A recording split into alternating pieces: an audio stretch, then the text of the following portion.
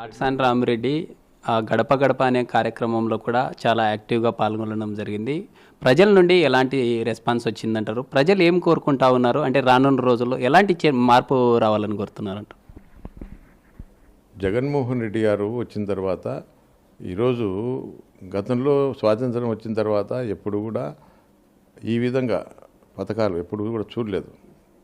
ఎందుకంటే ప్రభుత్వాలు గతంలో వచ్చినాయి, ఏదో పెన్షన్ వరకు ఇచ్చినారు.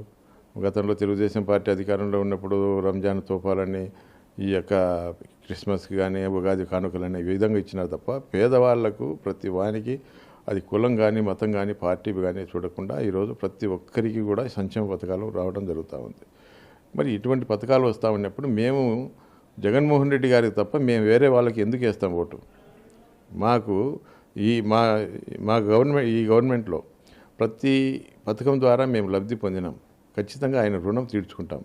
ఎందుకంటే మీరు రావడం కూడా మీరు ఓటు అడగాల్సిన పని లేదు. మేము తప్పకుండా వేసేదానికి మేము సిద్ధంగా ఉన్నాము. ఖచ్చితంగా వాళ్ళు ఎన్ని వేలు ఇచ్చినా ఎన్ని లక్షలు ఇచ్చినా మేము వేసేది వైసీపీకే, ఖచ్చితంగా ఫ్యాన్ గుర్తుకే అని చెప్తా ఉన్నారు. ఎందుకంటే ఇటీవల జగన్మోహన్ రెడ్డి గారు హాస్పిటల్ ఓపెనింగ్కి వచ్చిన సందర్భంలో కీలకమైనటువంటి వ్యాఖ్యలు చేశారు. ఇక్కడ ఉన్నటువంటి టీడీపీ అభ్యర్థి చాలా ధనపరంగా చాలా బలవంతుడు, మాకున్నటువంటి రామిరెడ్డి కాస్త వీక్ అని చెప్పడం జరిగింది. దీన్ని ఎలా చూడాలంటారు? ఇప్పుడు ఆయన బీసీ జనార్దన్ రెడ్డి ఒకటే చెప్తా ఉన్నాడు, నేను ఓటుకు 5,000 ఇస్తా 10,000 ఇస్తా అని చెప్తా ఉన్నాడు. మరి అటువంటి పరిస్థితుల్లో మేము కేవలం మేము చేసిన అభివృద్ధి గురించి మేము ఈ యొక్క నియోజకవర్గంలో ప్రజలకు ఏదైతే వాగ్దానాలు ఇచ్చినామో ఆ వాగ్దానాలు నెరవేర్చినాము. ప్రతి ఒక్కరికి ప్రతి కుటుంబానికి సంక్షేమ పథకాల ద్వారా లబ్ధి చేకూర్చినాము. మా యొక్క సంక్షేమం మేము చేసినటువంటి అభివృద్ధి కార్యక్రమాలు ఈ గ్రామాల్లో ప్రశాంతమైన వాతావరణం నెలకొల్పినాం.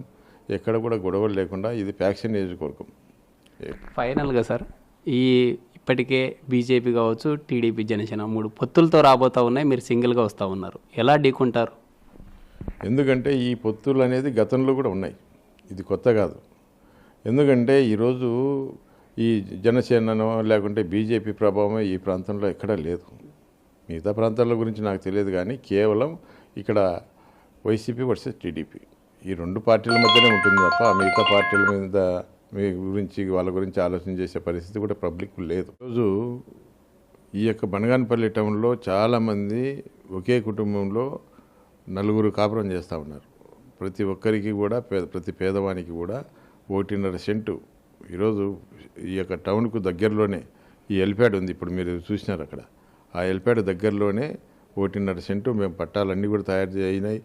మరి అన్ని స్టోన్స్ కూడా పాతడం జరిగింది. కేవలం ఈ కోర్టు ఎందుకు జడ్జిమెంట్ కూడా రావడం జరుగుతూ ఉంది, తొందరలోనే వస్తుంది. కాబట్టి అది జడ్జిమెంట్ వచ్చిన వెంటనే ప్రతి ఒక్కరికి కూడా 1.5 సెంటు ఇవ్వడం జరుగుతుంది. ఈరోజు తెలుగుదేశం నాయకులు ఎందుకంటే వాళ్ళకి చాలా చెడ్డ పేరు వచ్చింది. ఈరోజు ఈ యొక్క పట్టాలు రాకుండా అడ్డుకున్నారు. ఈరోజు జగనన్న కాలనీల పేరుతో ఒక ఊర్లు తయారవుతామంటే ఈరోజు బనగానపల్లెకు ఈరోజు ఈ యొక్క జనార్దన్ రెడ్డి వల్ల ఈ ఇంటి పట్టాలు రాకుండా అడ్డుకున్నారు. కాబట్టి ఇతనికి తగిన గుణపాఠం చెప్పాలని చెప్పి పబ్లిక్ ఒక నిర్ణయానికి వచ్చేసినారు. మరి దానికోసం దాన్ని కప్పిపుచ్చుకునే దానికి మేము కూడా 2 సెంట్లు ఇస్తాం, కొని ఇస్తాము అని చెప్తా ఉన్నారు. ఇది ప్రజలకు తెలుసు. మరి 5 సంవత్సరాలు ఎమ్మెల్యేగా ఉన్నప్పుడు 1 సెంటు ఇవ్వన్నాడు, ఈరోజు 2 సెంటు కొని ఇస్తామంటే అది కూడా గెలిచిన తర్వాత ఇస్తామని చెప్తా ఉన్నారు. దీన్ని ఎవరు కూడా ప్రజలు నమ్మే పరిస్థితులు లేరు.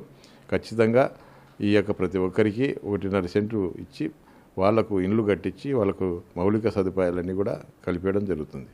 మరోసారి మీరు అసెంబ్లీలో అడుగుపెట్టి మీ నియోజకవర్గంలో గెలుపొంది ఇంకా రానున్న రోజుల్లో ఎలాంటి డెవలప్ చేయాలనుకుంటున్నారు?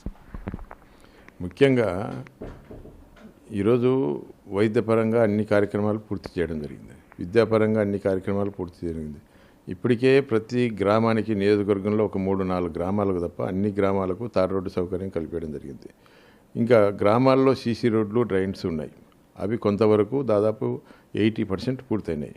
ఇంకా 20% ఉన్నాయి, అక్కడక్కడ కూడా ఉన్నాయి. ఒక ఫండ్స్ ప్రాబ్లం వల్ల కొంతవరకు ఆలస్యమైంది. మిగతా అవన్నీ పూర్తి చేయడం జరుగుతుంది. ముఖ్యంగా ఈరోజు ఈ యొక్క బనగానపల్లి నియోజకవర్గానికి విద్యాపరంగా ఒక మెడికల్ కాలేజీని, అదేవిధంగా ఒక ఇంజనీరింగ్ కాలేజీ, అదేవిధంగా ఒక పాలిటెక్నిక్ తీసుకురావడం జరుగుతుంది. అదేవిధంగా ఈ యొక్క స్కిల్ డెవలప్మెంట్ ఎందుకంటే ఈ ప్రాంతంలో సిమెంట్ పరిశ్రమలు వస్తూ ఉన్నాయి కాబట్టి వాళ్లకు ట్రైనింగ్ ఇచ్చి ప్రతి ఒక్కరికి కూడా ఉపాధి కల్పించే విధంగా చర్యలు తీసుకోవడం జరుగుతుంది.